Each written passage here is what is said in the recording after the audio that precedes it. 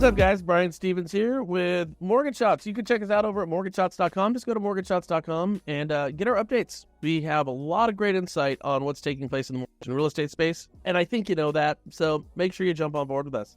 Hey, listen, if you like what we do, sharing is always killer. Just hit that share button. I see it, totally appreciate it, and it helps us just bring great content to you. I gotta tell you, we just keep going around about this NAR thing, and listen, the truth of the matter is that nobody knows exactly what's going to happen, what the outcome is going to be, how this whole thing is going to play out, but we do have some insight, and I gotta tell you, the insight that we have right now is the only thing that I can do, since I don't know anything, is I can go directly to the source and find out what the source has to say about it. Do you realize everyone's speculating about what should take place, but nobody's going directly to NAR and reading what NAR said? Because the day that this whole thing went down, you realize that NAR put out a press release, but they actually came out and said they believe should take place. Now, check this out. In addition to the financial payment, NAR has agreed to put in place a new MLS rule prohibiting offers of broker compensation. In addition to the financial payment, NAR has agreed to put in place a new MLS rule prohibiting offers of broker compensation on the multiple listing systems. They go on to say that this would mean that offers of broker compensation could not be communicated via the MLS, but they could continue to be an option consumers can pursue off MLS through negotiations and consulting with real estate professionals. So they said, we're out of this game. We're not talking about compensation anymore. Is it strange to you that a real estate agent might actually want to get paid for the job that they're performing? Is that just...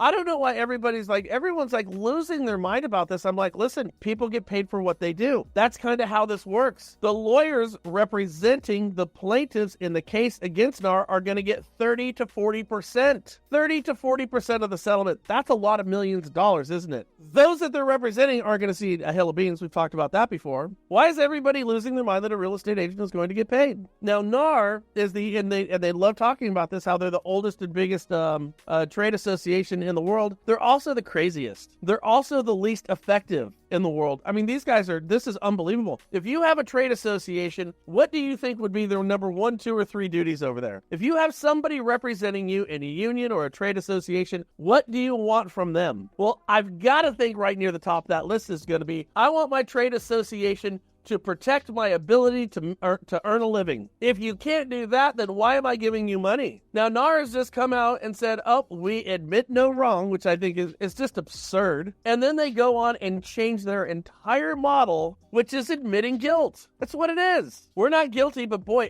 don't listen to my words, don't watch my actions, because my actions scream guilty. I'm paying $416 million, but I'm not guilty. My actions scream guilty. The payment screams guilty. So now they control many of the multiple listing systems across the country. Not all of them, but many of the multiple listing systems across the country. And there will be no means of communicating a commission in any multiple listing system anymore. Agents are welcome to do this if they want to, but it has to be done outside of the multiple listing system. You know what this is going to do? This is funny. This is insane. This whole thing happened. You see, when you have a commission that's on the multiple listing system, it's there for everybody to see. There's no collusion. There's no back alley dealings going on, right? No. But what they're saying is, we are going to take it out of the light and we're going to put it in the dark. Sure, agents go get paid. We still think it's a great idea, but we are no longer going to make it transparent. We're going to put it in the back alleys. We're going to put it in the dark. And that's where abuse takes place. Unfair, deceptive, and abusive actions, they take place in the dark. They don't take place in the light. So this is what NAR is doing right now. And again, as I talked about before,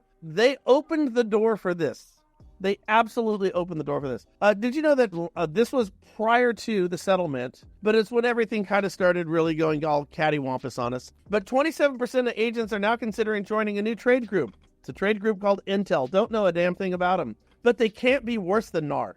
That's what I do know. They cannot be worse than NAR. Ahead of the National Association of Realtors Commission settlement Friday, ahead of it, remember, not after it, some agents are reevaluating their membership and considering the American Real Estate Association instead. What do you think that number did afterwards? Do you think that number went up or down? So we're sitting at 27% before the settlement, and now that we're allowing this to digest and we can kind of see what's going on, is that number going up or down? Well, the number is going to go up. Let's continue with what NAR had to say. Again, this is just NAR. It's not me. It's not me. This is NAR. Further, NAR has agreed to enact a new rule that would require multiple listing system participants working with buyers to enter into written agreements with their buyers. NAR continues, as it has done for years, to encourage its members to use buyer-broker agreements that help consumers understand exactly what services and values will be provided. Okay, buyer-broker agreements. So you know that the buyer-broker agreements have been used for years. Now, here's what a buyer-broker agreement has been used for in the past. Buyer-broker agreements were put together so a buyer's agent could say, if you buy a house without me, with another agent, you owe me my 3%. You owe me my 2.5%. If you buy a house for this period of time, whatever that may be, you owe me my commission. That's what buyer-broker agreements were used for. And, you know, some of these agents, you know, I mean, listen, it kind of comes with the territory. We know this. Like, if you have to take the good with the bad. You have to take the bad with the good. But, you know, these agents would go show properties for, 3, 4, 5 months. And then they'd, somebody would go buy a new home and get all, piss off the agent. And so the agent said, well, I deserve my commission for showing all those houses. And frankly, they do. But now these buyer-broker agreements, again, they're taken out of the lights, they're taken from a place of transparency, and they're being moved over to a place where there isn't transparency. I'm going to be very curious to see what NAR's numbers. I think they're down to like 1.3 million. I mean, the numbers are still absolutely extraordinary, and you're going to have your legacy agents who are going to pay those dues in perpetuity. That's going to happen. But I got to tell you, what I said in my subject line here is I said billions of dollars are going to be made and lost in these markets, and it's happening right before our eyes. Who's the big losers? Like I said, well, the big loser is going to be NAR. They will no longer be able to be effective. Now, when I say effective for NAR, what has NAR been effective at doing? Here's what it is: raising money. It clearly isn't representing real estate agents. They've been effective at raising money. What they have not done is they have not gotten in the middle of a narrative that's being spread about real estate agents, which is untrue, which is factually inaccurate. There's no other way to explain this. It is factually inaccurate to say that 6% is a standard commission on a transaction. That is factually inaccurate. We know that to be true. Agents have never got 6% on commissions. Maybe for like 2 weeks, one time 7 years ago. It's always been below that number because commissions are fluid. They change. They always change. We all know this. Listen, guys, I was actually interviewed yesterday by the New York Times. So I had the New York Times people call me up, and when they called me up, we went over. I mean, this was kind of the subject of what we were talking about, and they said, "Well, what's going on with the 6% commission?" And I said, "Well, there's never been a 6% commission." That question was handed to me about 6 different times, and I think why it was handed to me 6 times is because I don't think they liked what I had to say, and I wasn't giving them the answer that they were looking for. The answer I was looking for, I can't answer that question if it's factually inaccurate. You know what I mean? It's kind of like saying, "Have you ever kissed a nicer ass than mine?" Well, that's not a yes or no answer. You never kissed my ass, so how would you know what I mean? They're setting up questions to basically they're drawing some people are drawing a conclusion, and they're backfilling their logic. It's the exact opposite of what we should be doing right now.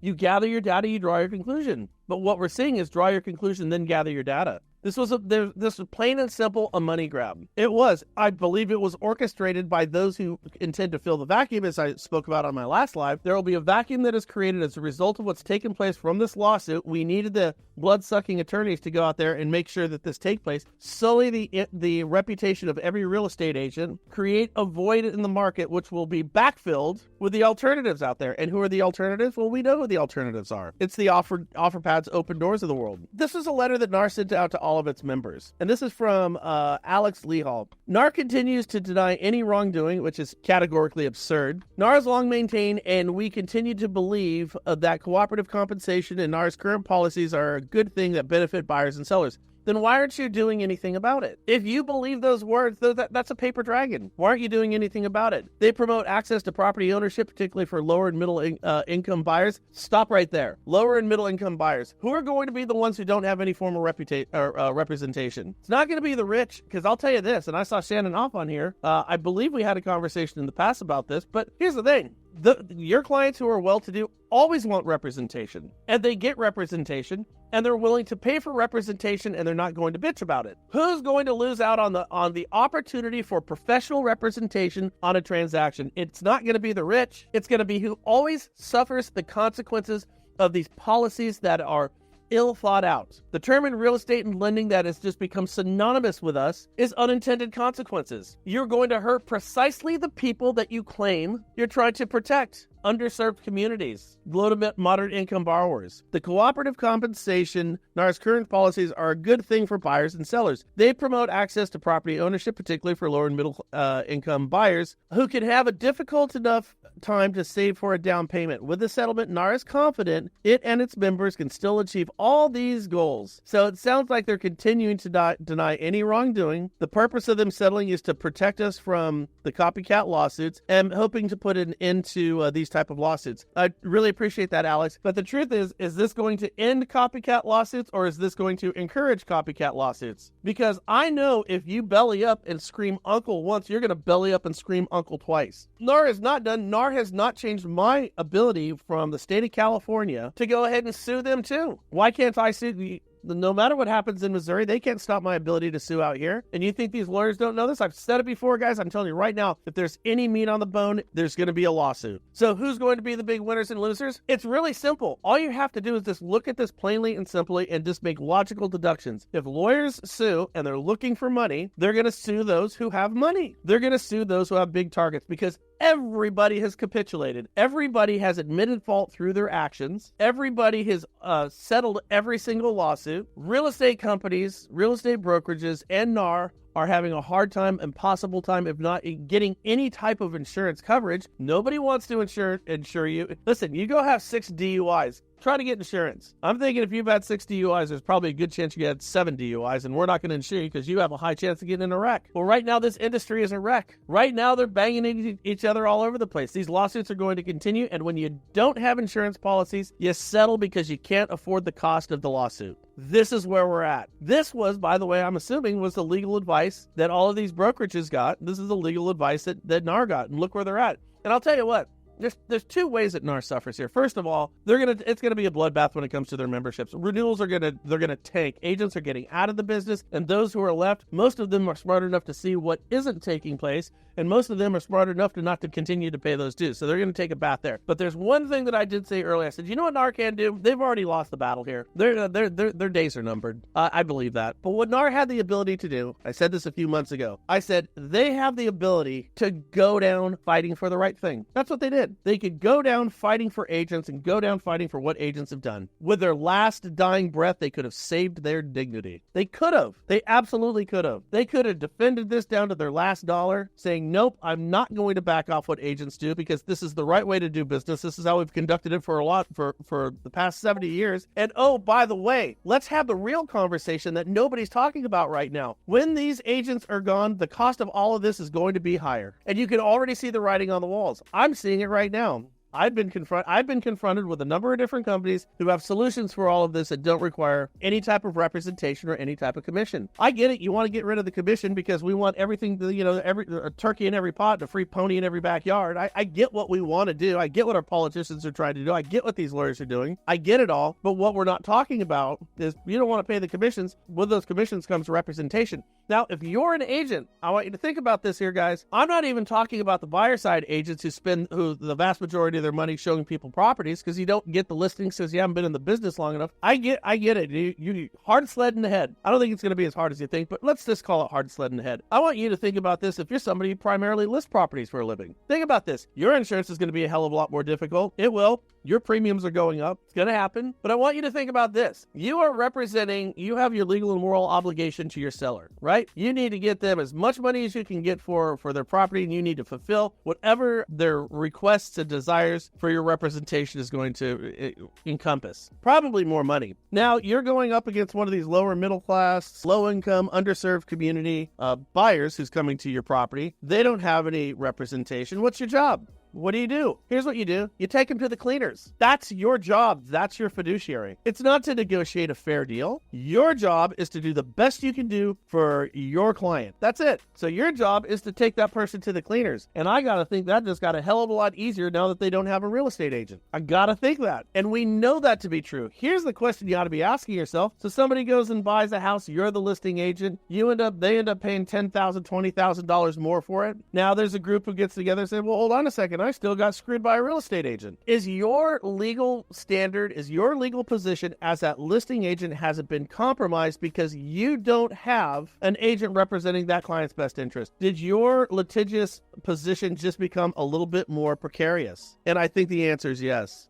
Brian Coron, he said, the mortgage appraisal business is about gone. There are plenty of pending sales in my area and barely any appraisals. AMCs and broadcasting orders with fees from 20 plus years ago, with twice as much work needed to complete an appraiser from then. Don't worry about the quality, just get the cheapest. The pointless revisions from AMCs after a report is sent. We used to be able to speak to an intelligent underwriter. Okay. All right. I get where we're kind of going with this one. And listen, Brian, the point is this. Yes, we saw that the appraisal industry got completely hosed. And we have seen, by the way, I think some appraisers coming back. But go look at that fight and what that included. There was a desire, again, let's draw our conclusion and then backfill our logic. Thematically, think of that. Draw your conclusion first and then backfill the logic to support your opinion, right or wrong. Well, appraiser's bad, appraiser's shitty, got to get rid of them. Okay, now let's go prove that point. Let's go backfill our logic and let's go find the logic, the information that's going to support what decision we've made. Well, why are appraisers horrible? Well, they're horrible because they bring their biases to the table, which is, I mean, if you really want to split hairs, which is what makes them great. That's not what makes them bad. It's what makes them great because there is nuance in community and you have to have a certain level of geographical competency. And it's that human element that kind of understands that. By the way, before that 2-year period where every appraiser was some horrible human being and they couldn't do anything right, you know that for the previous 50 years, there's never a sound about appraisers doing a bad job. Never. Didn't happen. But all of a sudden, out of the blue, everybody just went batshit crazy at the same time. Or maybe there was another agenda at place. Maybe that we thought the all-great, almighty, all-knowing technology, the technology, was going to go out there and replace a human and do a better, more efficient job. So we go and we sully the reputation of all these appraisers who've done a great job for decades and decades and decades. We changed the rules for appraisers, so now they got to go through AMCs, and then they can't keep their money. This is all to benefit the consumer. What happened? Price of appraisals goes through the roof. Most of the appraisers who've been in the business said, well, screw this. We're not going to go do this anymore. We don't want to do this anymore because we're getting half of our fee, and we have to drive to areas that are now 200 miles away when we didn't have to do that before. This doesn't make any sense. I can appraise the properties in my backyard because I know my community. I don't need to drive to another state. I'm going to get half my fee that I was previously getting. I got to go beg for work. Well, I'm going to get out of this business. So what happened? A bunch of people got out of the appraisal business. Then the appraisal industry and the real estate community said, my God, we don't have enough appraisers.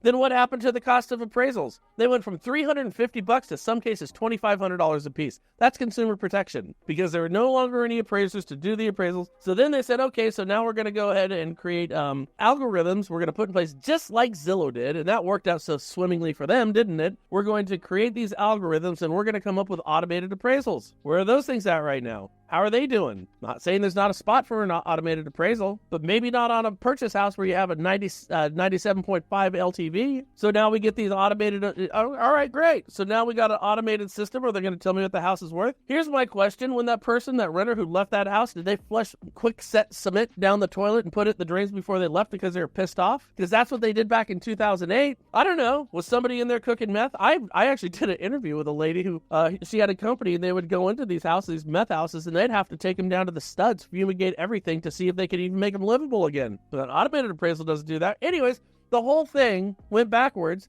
The cost went through the roof, and the representation to the buyers and the sellers on our transactions suffered the consequence both monetarily and professionally. That's what happened. And that's what's happening right now with the real estate community. That's what we're doing. The first line on CNN, when I read their article right after this came out, it said, the days of the 6% commission are gone forever. Well, they've never been 6% commissions. That would take you a 2-minute Google search to figure that out, but that's not the narrative that's being pushed right now. So anyways, my friends, this is where we're at. This is what's going on. Sherry says, shouldn't there now be a lawsuit with NAR from a class action buyer side suing for no representation? Yeah, actually, that's a great point, and that's exactly what I'm talking about. And if there's any meat on the bone, of course they're going to do it. I think they're going to end up burying these large real estate brokerages before that. Shannon says, NAR is supposed to advocate for policies that foster vibrant real estate markets, support the industry, and protect consumers. Yeah, you know what? That all sounds good, doesn't it? Do that. Seriously, do that. In my 30 years of this business, I've seen nothing like that. I go to their big events. I know what they charge for these booths. I know all the designations they sell. I know that they sold Realtor.com, just sold you guys down the river. You had a real chance to compete with these technology firms. You had everything in place. And as I told you before, Zillow used to use a lead that was coming from NAR. Did you know that? Did you know that that Zillow was using a Realtor.com product that aggregated properties for most of the multiple listing systems across the country, and they owned it? They could have shut Zillow off, and they could have put all of their attention on Realtor.com, turned that into the most vibrant site of all of real estate, one that you, the real estate agents, would have had ownership in, sold that, just got rid of that. I've saw them lease you Realtor.com or .realtor sites. I've seen a lot of ways to make money, but I haven't seen, what did Shannon say? Foster vibrant real estate markets, support the industry, and protect consumers. Yeah, I didn't see that. Now, agents, here's the whole thing. You have a right to get paid. You have a right to get compensated for what you're doing. NAR did, in fact, spell it out. All you have to do is go ahead and have those conversations in a dark alley where nobody can see what's going on, where the real collusion takes place. That's what they said, not me. It's what they said. You can still do it, but they're just got out of the protecting your commission business. So now what you need to do is, it's some of the jokes that we're seeing on different social media sites. Yeah, we're going to need to do some of those things. But I'll tell you this. If I was a real estate agent right now, here's what I'd do. I'd hold my head up. If I got a listing, I would go to that. I would tell my person whose house I'm selling, I'm saying, listen, if you don't offer a commission to the person who brings the winning bid, that's what they're doing. Will you pay a commission to the person who finds the person who is going to pay the most money for your house? Will you give them a commission? I'm going to say, yeah, I'll give them a commission, because without that commission, I'm not going to get it. And I don't care what anyone says. It is human nature, my friend. Where I was once making an income, where I was once making a living, and now that income has been taken away, I am not showing that house. And to some degree, that's exactly what's going to happen. Technically, doesn't this give the buyers and buyers agents the power to now negotiate their commissions? At least now it's making it known. As we know, most buyers agents didn't really negotiate their commission and took what was listed from the multiple listing system from the seller side. 100% right, Alex. Absolutely. And and here's the thing, and I'll tell you, for some agents, I told you, you get rid of 600,000 real estate agents, the reputation and service that you get from the real estate industry would improve. And good agents know I'm telling the truth on that. They absolutely know it. Here's what needs to happen, Alex, is these real estate agents, they need to go look their seller in the eyes and tell them, this is the service that I'm providing you, this is how I make my living, and this is why this is a reasonable cost to pay for the services that you're getting. And if you cannot answer that question, then maybe you're in the wrong business. I know that 75% of the people in this country, we know this, we talked about it before, I know 75% of the people in this country, if they get a flat tire on the side of the road, they can't afford to get it fixed. You know what I mean? How are they going to pay for a commission? And the answer is they're not. Yeah, Sharon, gone are the door openers. You're absolutely right. Hey, that's a great way to fix the industry. Get rid of those who show properties. I had a realtor one time. Her name was Sheila Oaks. Sheila Oaks is a little old lady, sweet as can be, real soft-spoken. Sheila Oaks would put anybody in a contract. It was crazy to see. Well, there wasn't even a house for sale. There was nothing at that price range. If she got a pre-approved buyer, she would find a house and put that person in it. Now you can say, oh, well, she shouldn't be doing that. Really? Because every single person she put in a house, even if it was through her, like her little voodoo Jedi Knight mind tricks, whatever it was, Sheila could do it where other agents couldn't. She was incredible at this stuff. It worked out good for all of them, didn't it? There's not a single person she ever put in a house who didn't make money on that house. That's a fact. So anyways, my friends, here's what it really comes down to. Know your value propositions. Write them down. Put it on a piece of paper. What do I do? Here's the hard part. Write down what you should be doing. And sometimes that hurts. And again, listen, sometimes a little honesty could be difficult to stomach. But write down what you ought to be doing. What do my clients deserve of me? If I'm a professional real estate agent, they deserve you calling them. They deserve your counsel. Of course they deserve the good news, but you know what they really deserve? They deserve the hard news too. And I'm talking about our past client base. But know what your job description is. You tell those clients, when I get 2.5%, 3%, we're not just working on this transaction. You're getting a professional who's got their finger to the pulse of this industry and what's going on in every component. And I'm going to make sure when there's changes that are going to benefit you, that you're aware of those changes. And I'm going to make sure that when there's changes that are going to cost you, that you're aware of those changes as well. Case in point, insurance right now. Has anyone looked at a mess what the insurance industry is? Are you out there, Florida, California, Washington, Colorado? Are you looking at what's going on with insurance? You have a legal and moral obligation to be reaching out to your past clients and saying, are you underinsured right now? Do we have a problem with your policy? Maybe we need to look at these things. They're not getting you for that moment. They're getting your expertise and your expertise to help them, not only on that transaction, but through all of their transactions, and even through the process of owning that house when you do not get paid. If you're calling your past clients, maybe you'll get a referral out of it. That would be killer. But if you're calling your past clients, as you should be doing right now, as you should know everything about what's taking place with insurance in your state, you should be calling them and making them aware of what is happening and what might help or harm them. These are things that we should be doing. And when we do these things, when we share these things, because your buyers and sellers don't know, but when we share them, we inform them, and it helps everybody. So when we don't do these things and we don't share it, That's when the miscommunication gets in, and that's why we find stupid lawsuits like this. You didn't lose your lawsuit. I told you this before. I spoke with Dave Stevens. He was an expert witness on all these cases. He goes, that jury was out for 20 minutes. That jury just came back. You were not found guilty. Your industry is not found guilty based on the facts. You were found guilty based on reputationally how a lot of folks feel about the real estate agents. And I want to leave you with this, because each of us at any moment is a sum total of every choice he or she has made. It is not a sheer fantasy to expect each day to be the best day that we have ever lived, and that includes today. There's another side to that coin, isn't there? There surely never will be a wreckage in the future as devastating as what I encountered when I was not taking my business seriously. I hope that helps. I hope you stick around and make sure you share. With that said, my friends, I will catch you tomorrow. Bye.